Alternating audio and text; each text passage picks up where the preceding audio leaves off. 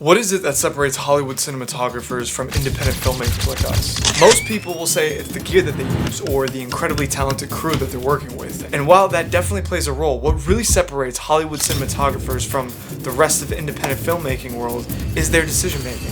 From the very beginning, I felt this movie should be told in real time. It's meant to make you feel that you are in the trenches. The camera never ever comes away from the two characters. There's always that sort of get out of jail card that you have with the movie. Well, you know, we might be able to cut around this, or we might take that scene out. That's not possible on this film. It's how they decide to tell a story through the lighting, composition, color, and lens choice. Today we're going to break down 4 iconic shots from different cinematographers and talk about what makes those shots so special. But most importantly, how you guys can take some of these techniques and apply them to your films today. Greg Fraser's work on Dune should be something that filmmakers study and pay close attention to for years to come, because not only is the cinematography beautiful, but the storytelling and the relationship between Denis Villeneuve and Greg Fraser and how they work together to build this entire world is really remarkable. One shot in particular that we're going to break down is this scene in Dune Part 1 between Paul Atreides and the Reverend Mother. I think one of the hardest things for cinematographers and filmmakers to really understand when they first start out is the ability to achieve a moody, dramatic, low-light look without getting a ton of noise and having really harsh, contrasting shadows. And what I love about this scene is that even though this is a very dark scene, there's a lot of detail in the shadows and the characters are beautifully lit. Now, breaking down this scene, one thing that you notice right away is that this scene is top lit. And you can tell this because there's an outline of light on our character's head over here. And if you go into the wide shot, you can obviously see that there's some light coming right down the center of the room and it gently falls off. And in terms of lighting, what I think is really special about this scene is how soft the key light is and how gentle the shadow roll off is on our character's face. But here's the question. How do they actually achieve this? First of all, if we take a look at a wide shot from behind the scenes, you can see that they have this very strong top light illuminating the entire space. And then if you take a look at the wide shot from the movie, you can obviously see that that top light is responsible for most of the light in the room. But of course, this light is very controlled because they have all of this black fabric or duvetine skirting the light so that it only hits the center of the room. And it's not spilling too much and illuminating the walls. And what this does is bring up the exposure value of the entire room, so nothing is actually in complete darkness. Everything is getting a little bit of light. There's definitely lower exposure on everything else besides the center of the room. Now, the other thing to take note of here is that they have another layer of diffusion rigged up just a few feet above our actor's head, giving us this nice soft top light to both of our characters in the scene. But if we take a look at this shot right here, you have what seems to be like a nice soft key light, and you can see that it's about at a 45-degree angle coming from this side of our character's face. And you know that because there is an upside down triangle of light casted by the shadow of our subject's nose. Now, looking at the behind the scenes, you can see that they have another lighting fixture shooting straight down right here. What's probably hitting this bounce card over here, bouncing a nice soft light into our character's face. So there's no direct key light actually illuminating this. It's all being bounced from the top light. And the difference between bouncing light and actually using something like, a softbox or a light source is that it's going to happen in a very natural, soft way because nothing is directly hitting our subject. It's literally coming from the top, bouncing into this card and bouncing to our subject, giving it a much softer look.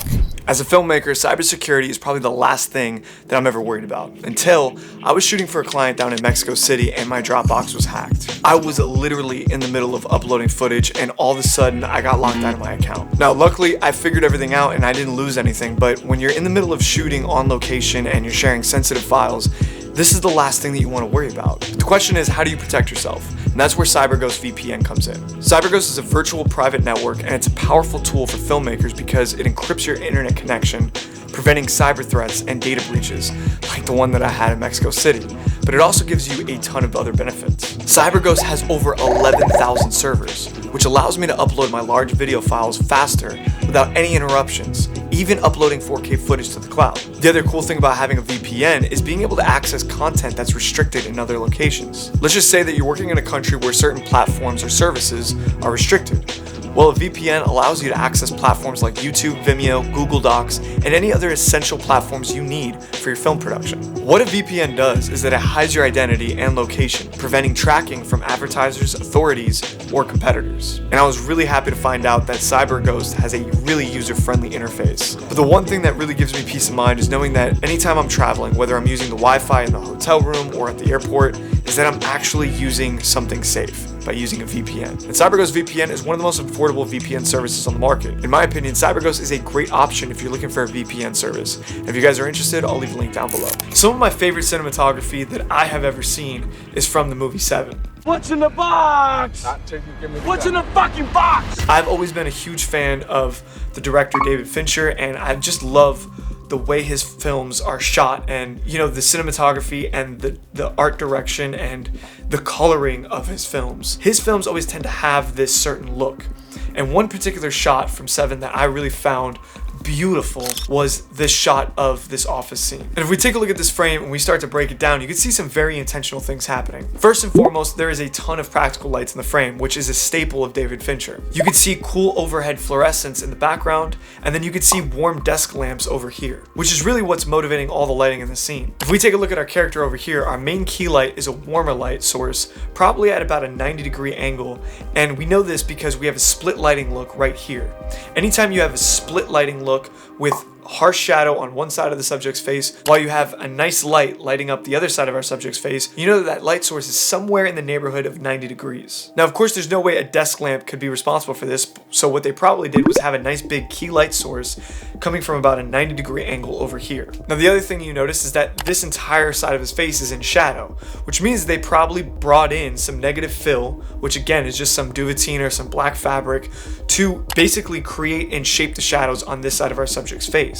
But if you notice, you have a very intentional cool kicker light that is motivated by these fluorescent lights hitting the back of our subject's head and this side of his face right here. Now, this cool light is the same color as the fluorescent lights in the background, which is pretty much motivating that light. Obviously, there's no way that that backlight is perfectly placing this light right on this side of his face, so what they probably did was they shot some sort of hard light source and created this kicker light. Now, if we take a step back and evaluate the scene as a whole, you have a couple of things happening with the color contrast here. You have a constant mix of warm and cool lights. Cool lights from the back, warm lights in the front, warm light lighting our subject's face to preserve that skin tone, and then you have a nice cool light acting as a kicker on the back of our subject's head, being able to give him a little bit more contrast and visual interest.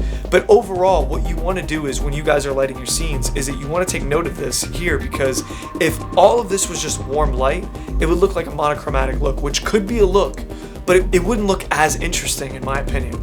I think having that mixture of color tones between the warm and the cool gives a constant contrast and makes this shot look interesting. Now, of course, we could not talk about cinematography and miss out on talking about one of the greatest cinematographers of our time, and that is Roger Deakins. And one of the most iconic movies in the last 10 years has been Blade Runner 2049. This film, in my opinion, had some of the most creative lighting that I've ever seen in film. Now, again, this film was directed by Denis Villeneuve, and a lot like his approach on shooting Dune, by building massive worlds, he did the same for Blade Runner. And one shot particularly that we're gonna break down is this shot right here. And in order to achieve this, they got very creative with the lighting. First off, they used these space lights, which is a way to create a really soft skylight. And in total, they used 32 of these space lights attached to the grid on the ceiling. Then they used 12 Maxi Brute lights, which is what you see back here, to give you a really strong backlight. And then obviously they blasted this entire room with a ton of haze to create that really soft ambient atmosphere. But even more important than the lighting in this film, I think, was the intentions of the visuals. Every camera movement, or lack thereof, was extremely intentional. In fact,